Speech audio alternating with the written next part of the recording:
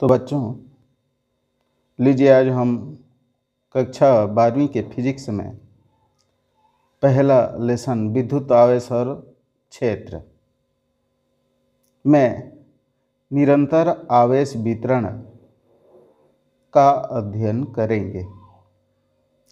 तो बच्चों, हम जानते हैं कि आवेश जो है क्वांटमीकृत होता है, यानी आवेश किसी भी पदार्थ में आएगा तो एक इलेक्ट्रॉन के आवेश के मात्रा के पूर्ण गुणज के बराबर ही आएगा, क्योंकि इलेक्ट्रॉन के स्थानांतरण से किसी पदार्थ में आवेश आते हैं, या किसी पदार्थ से इलेक्ट्रॉन जब बाहर जाएंगे तो उसके आवेश की मात्रा के बराबर ही उसमें जो है इलेक्ट्रॉन यानी ऋण आवेश की कमी होगी और धन आवेश की मात्रा उसी के बराबर आएगी।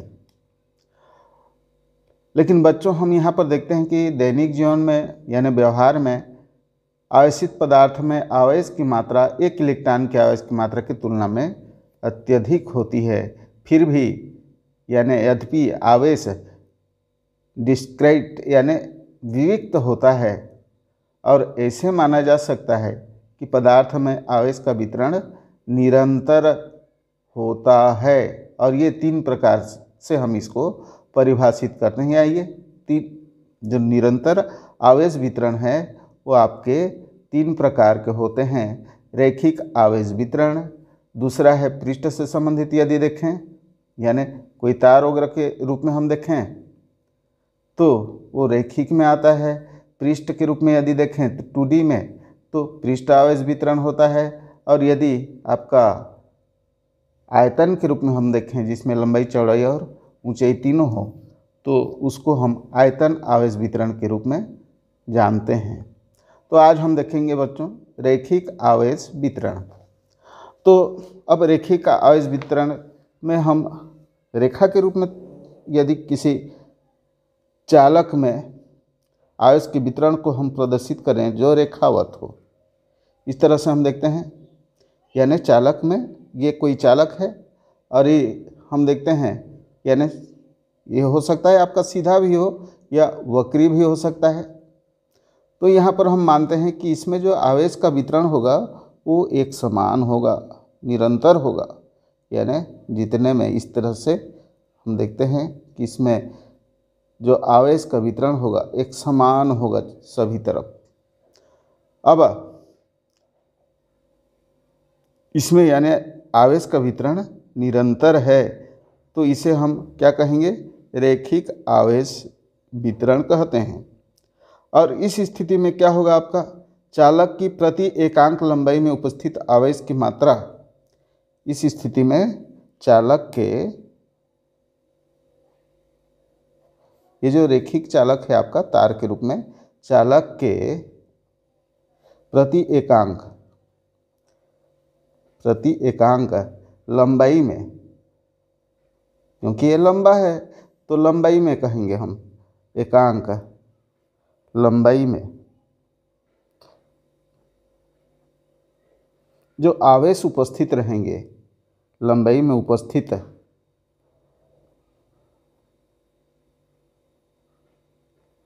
आवेश की मात्रा को, तो आपको क्या करना पड़ेगा, एकांक लंबाई का, तो कुल लंबाई में जो आवेश रहेंगे उसको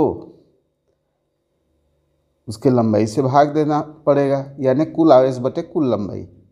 तो आवेश की मात्रा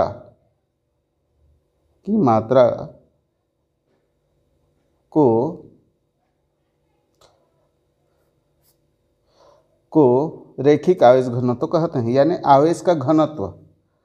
तो हम एकांक में हमेशा निकालते हैं, घनत्व बताते हो कभी भी तो आप एकांक का बताते हो, तो रैखिक आवेश घनत्व कहते हैं। ये तो आपका परिभाषा हो गया, यानी कुल लंबाई में जो आवेश रहेंगे उसको हम उसके लंबाई से भाग दे दें, और भाग देने से जो आपका मान प्राप्त होगा वही आपका रैखिक आवेश घनत्व होगा। और मान लो हम यहाँ पर कहते हैं, माना एल लंबाई के चालक पर आवेश एक समान है।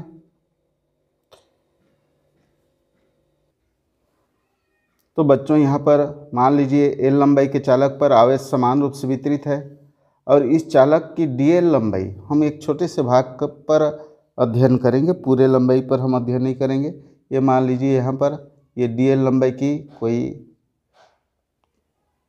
चालक का भाग है डीएल लंबाई की।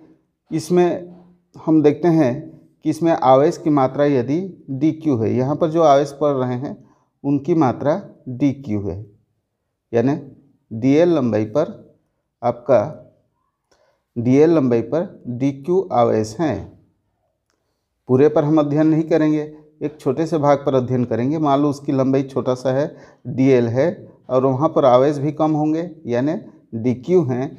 तब हम इसका जो है रैखिक आवेश घनत्व यानी घनत्व निकालोगे तो इसको प्रदर्शित करते हैं लेम्डा बराबर आपका डी क्यू, यानी कुल आवेश को उसके छोटे से लंबाई से यानी उस छोटे से लंबाई से भाग दे दिए। छोटा सा आवेश को उस छोटे से लंबाई यानी कम आवेश को उस कम लंबाई से भाग दे दिए।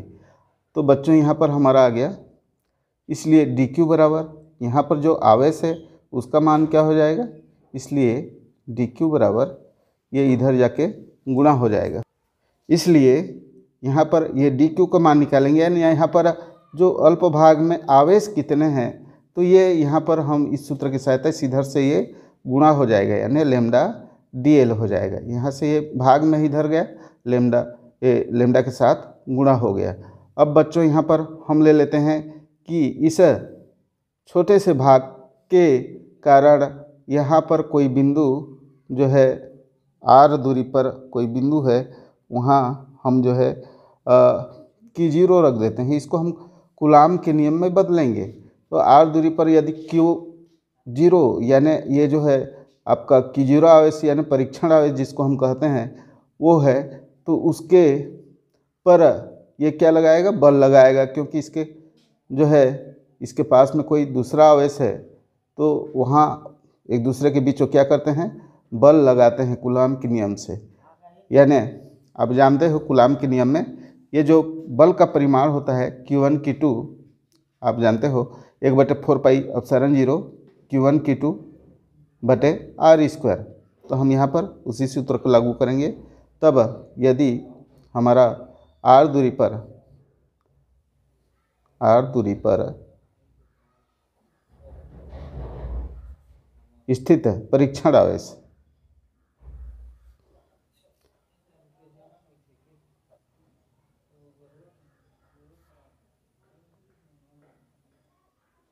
की जीरो, यहाँ पर हम ले लेते हैं परीक्षण आवेश को हम हमेशा की जीरो लेते हैं। की जीरो पर इसके कारण लगने वाला बल, इस जो आवेश यानी ये आवेश है डी क्यू के कारण लगने वाला बल।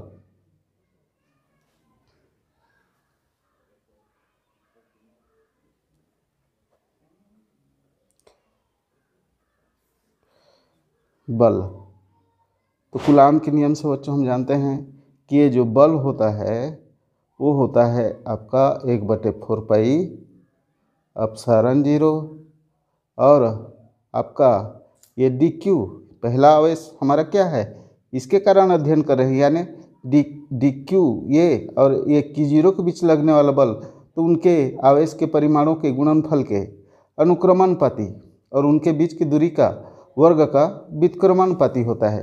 तो ये हो जाएगा आपका डी क्यू और कौन सा आवेश के कारण डी क्यू और की जीरो के बीच लगने वाला बल के गुणनफल, ये गुणनफल के रूप में लिख दिए। ये देखिए बटे आर स्क्वायर और ये आर स्क्वायर, इनका स्थिति जो है दिशा होगी वेक्टर आर। अब बच्चों यहाँ पर हम डी क्यू के मान को रख देंगे, इसलिए लगने वाला दोनों आयसों के बीच लगने वाला बल हो जाएगा 1/4 अपसरण नॉट डी क्यू का मान है आपका बच्चों लेमडा इंटू डी एल। यहाँ पर हम लेमडा इंटू डी एल और ये Q0, यहाँ पर डी क्यू के मान को हम यहाँ पर चेंज कर दिए हैं। यहाँ पर है एफ इक्वल टू 1/4 अपसरण नॉट डी क्यू गुणित Q0 परीक्षण आवेश का दोनों का गुणनफल बटे उनके दूरी का वर्ग, ये दिशा है वेक्टर आर।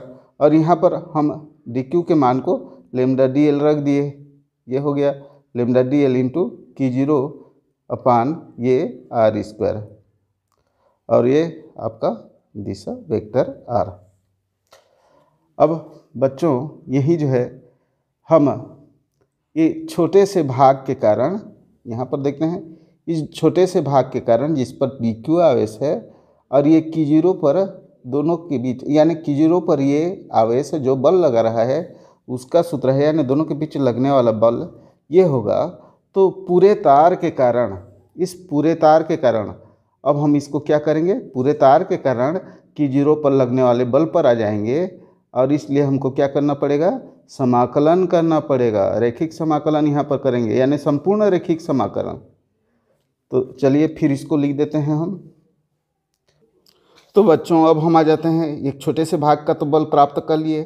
अब ये पूरे तार के कारण परीक्षण आवेश हमारा Q0 पर, पूरे तार के कारण परीक्षण आवेश पर लगने वाला बल, तो बच्चों हम क्या करेंगे, इसका रैखिक समाकलन कर देंगे। जो सूत्र आपको प्राप्त हुआ है एफ, ये सूत्र आप लगा देना, यहाँ पर ये चिन्ह लगेगा क्या, रैखिक समाकलन। समाकलन करोगे छोटे भागों का आप समाकलन करोगे तो छोटा सा एक भाग क्या है आपका, उस पर लगने वाला बल है 1/4 अपसरण नॉट, और ये लेमडा डी एल छोटा सा भाग के कारण, और क्यू नॉट है यहाँ पर बटे r² और वेक्टर आर। तो बच्चों यहाँ पर ये आपका हो गया 1/4 अपसरण naught lambda d l q naught upon r² vector r. और यहाँ पर जो है ये कांस्टेंट हैं, Q0 भी आपका नियत है, तो जो आपका समाकलन के लायक है उनको अंदर रखते हैं, बाकी को बाहर कर देते हैं। तो एफ बराबर ये क्यू नॉट ये बाहर चला जाएगा और 4 अपसरण नॉट ये भी बाहर चला जाएगा। ये स्थिरांक हैं सब, इनके मान परिवर्तित नहीं होते। और जो समाकलन जिनका किया जाएगा ये है रेखीय समाकलन आपका होना है क्या, आपका लेमडा ये डी एल और वेक्टर आर। तो यहाँ पर हम ले लेते हैं लेमडा और r² कर देते हैं, और किससे सापेक्ष है, ये वेक्टर आर के सापेक्ष है इसका समाकलन। इसी को आगे पीछे करके लिख दिए हैं। आप यहाँ तक के भी करोगे तो आपका ये सूत्र आप प्राप्त कर लिए हो, तो उसमें आपको मालूम होना चाहिए कि ये कांस्टेंट हैं, इसको बाहर कर सकते हैं, और जो अंदर रह जाएंगे उसको इधर कर दोगे।